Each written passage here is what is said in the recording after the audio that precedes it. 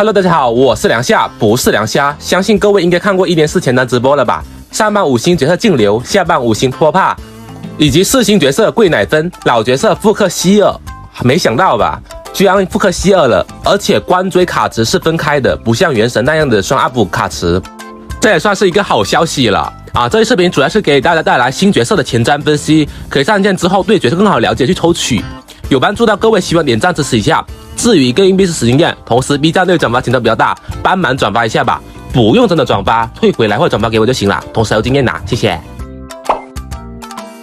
根据官方公开的情报，净流是一位兵系毁灭的命途角色，他的机制有普通战绩和强化战绩，进行强化战绩需要2层兽望，达到2层兽望可以进入强化战绩的斩破状态，并且自拉条立即行动，斩破状态下可以造成单体的扩散伤害。斩破状态释放的攻击不消耗战绩点，只会消耗1层兽望以及提高暴击率，然后触发净流天赋，全体耗血提升本次的攻击力。兽望层是为0时自动退出斩破状态。终结技对敌方造成单体扩散伤害，并且积累1层兽望。说白了，净流的输出模式就是频繁的多动，积累2层兽望，开出强化战绩，打出爆发伤害，主要靠战绩输出为主的角色。看来魔女咒7还得继续刷了呀。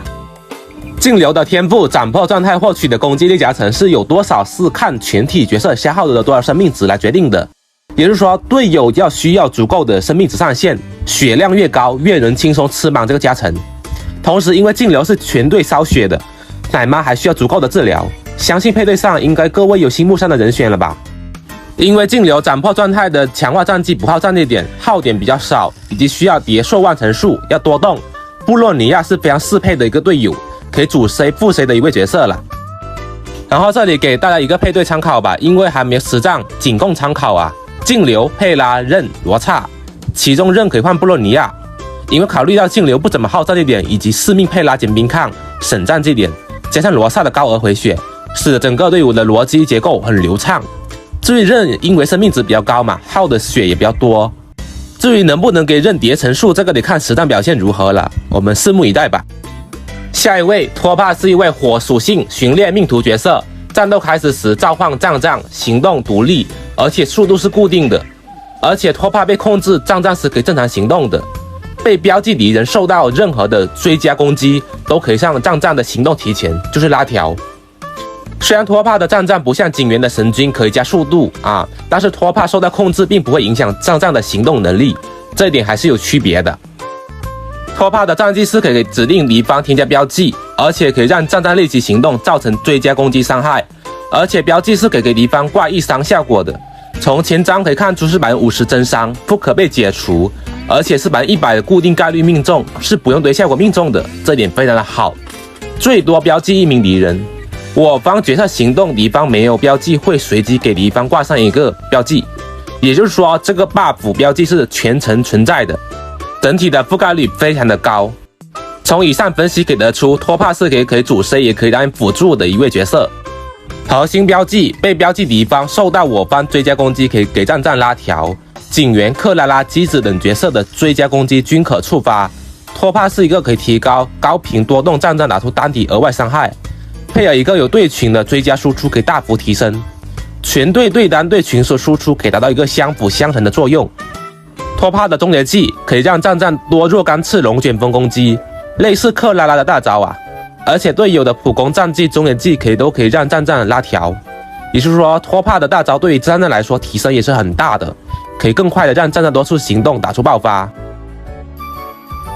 托帕的秘技被动不耗战绩点，杖杖会在大世界跟随托帕自动探索附近的宝箱和铺满，而且杖杖好像是女的，会吸引铺满，好家伙！主动释放战绩进入战斗可以获取大量的能量啊，真大量啊！可以从前瞻画面看出来，给的能量还是挺多的。大世界战斗胜利还会额外获取信用点，魔女咒可以额外获取碎片以及小概率奇物，好家伙，这么多功能！而且托帕的 CV 还是隔壁皇女的阿贝多的 CV， 日配南条爱奶还是炮姐的一个配音，抛硬币也很像啊，功能性以及 CV 狂喜，这下不得不抽了。下半的4星角色桂乃芬，火属性虚无命途角色。相比以上2位5星角色啊，桂乃芬的机制是比较简单的，她的普攻和战绩可以对敌方造成伤害，并且有概率挂上灼烧效果。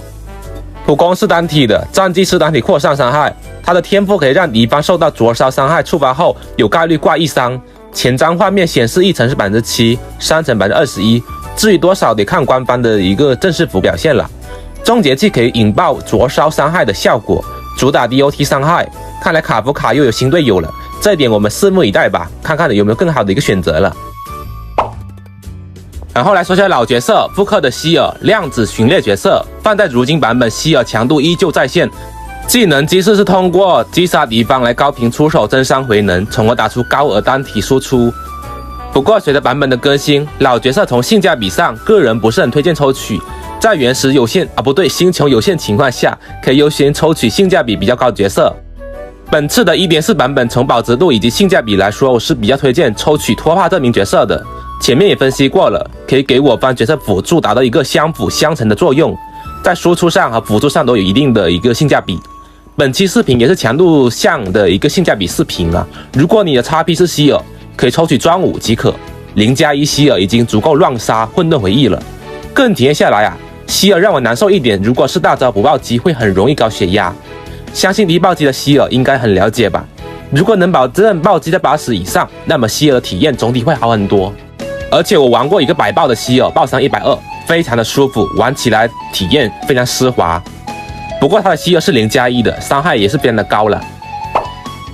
最后总结一下我的个人抽取建议啊，如果你考虑强度输出为主，可以等待上线观望一波，要不要抽取净流这名毁灭 C， 毕竟毁灭 C 那么多了，可以看情况的。从千张分析来说，它的耗血机制队伍需要带一个罗刹是比较重要的，这一点可以作为抽取的考虑对象了。至于托帕作为一个火巡猎，可以挂1伤，在保值度肯定是要更高的，追求性价比可以考虑抽托帕。而希尔作为老角色来说，随着版本的更新啊，更多是为了 XP 去抽取的，这个得看你们自己，我的推荐是0+1就可以了。视频最后可以投个票啊，打算抽谁呢？让我看看，谢谢各位啊。那么以上是本期视频前瞻角色分析抽取建议，后续也会带来更多的铁道攻略。那么我是梁笑，我们下期视频见，各位拜拜。